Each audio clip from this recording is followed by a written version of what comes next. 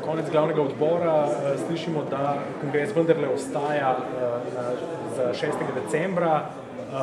Menda je bilo zelo malo ljudi, ki so podprli predlog, da bi se ta datum premikal. Je bila burna razprava, v kakšni stvari šlo vse skupaj? Današnji glavni odbor je bil namenjen najprej rezultatom drugega kroga lokalnih volitev.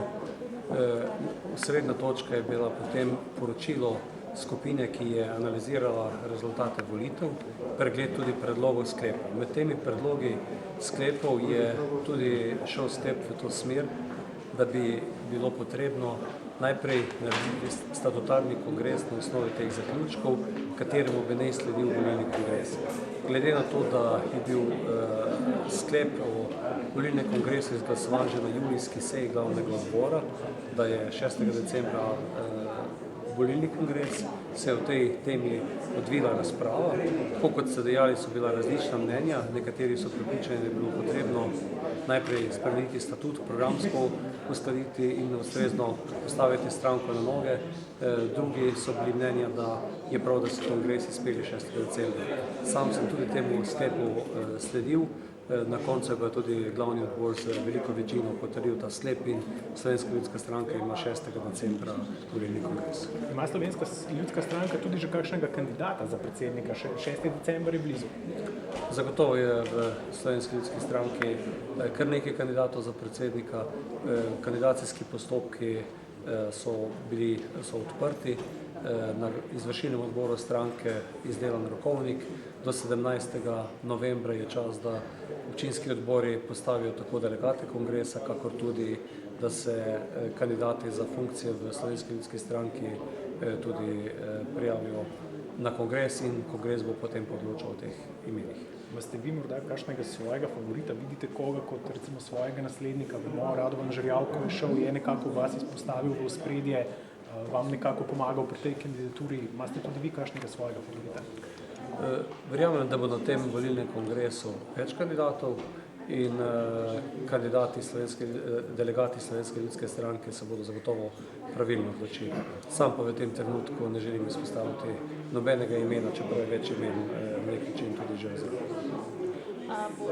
decembra torej samo volilni kongres ali bo tudi statutarni oziroma kdaj bo to? Pogovor je šel v tej smeri, da vekolikor želimo kakorkoli popravljati statut, lahko izkoristimo tudi drugo možnost, to je preko glavnega odbora, ki ima v medkongresnem času to pravico, da poseže v sam statut. Tudi postopki za spremembo statuta z koncem tega meseca se zaključijo predlogi in potem bo statutarna pravna komisija pregledala te predloge.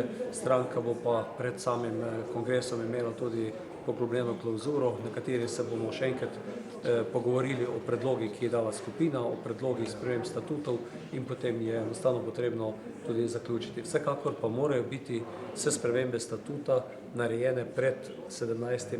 novembrom, kajti kandidaturo treba pač vložiti po aktualnem statutu. Gospod Bogovič, eno vprašanje.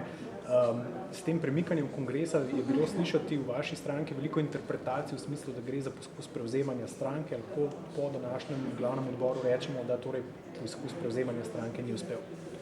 Slovenska ljudska stranka je sprejela modro odločitev julija, da se po evidentnem neuspehu na državnozborskih volitvah osredotoči na lokalne volitve. Na lokalnih volitvah smo dosegli dober rezultat in takrat sprejeli sklep, da ne odlašamo več s kongresom.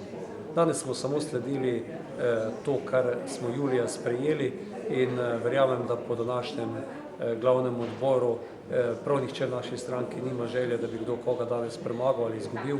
Nam je cilj, da in da skrbi za dobro za Slovensko ljudsko stranko, imamo pač različne poglede in demokratično je, da se na koncu na nekem organu tudi z glasovanjem ugotovi, kater predlog ima podporo. In ta predlog je imel podporo. Sam pa nikoli nisem omenjal kakršnega koli poizkusa prevzema, nikoli nisem nobenega predloga v tej smeri niti razumel.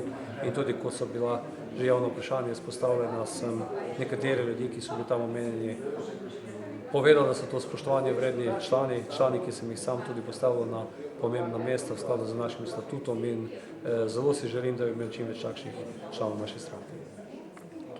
Hvala. Prosim.